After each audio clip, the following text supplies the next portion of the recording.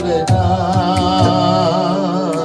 জ্ঞানের কথা গুণী বলে নিজের বেলায় না। আরে পরের বেলায় বুদ্ধিজীবী নিজের বেলায় বোঝে না। পরের বেলায় বুদ্ধিজীবী নিজের বেলায় বোঝে না। নিজের স্বার্থ কেউ কখনো একটা চুলো ছাড়ে না। নিজের স্বার্থ কেউ কখনো একটা চুলো ছাড়ে না। জীবন